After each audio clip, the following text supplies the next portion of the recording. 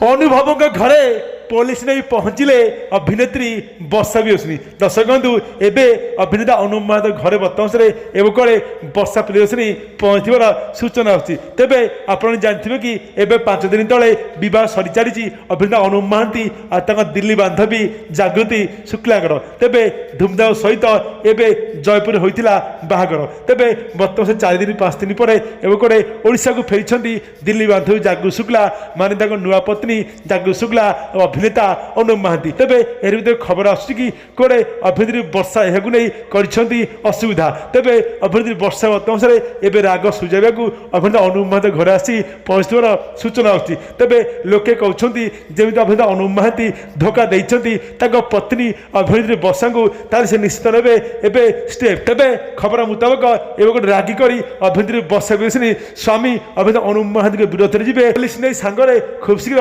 ଅଭିନେତ୍ରୀ ବର୍ଷା ପ୍ରିୟଦର୍ଶିନୀ ଯିବା ନେଇ ସୂଚନା ଆସୁଥିବାର ଜଣାପଡ଼ୁଛି।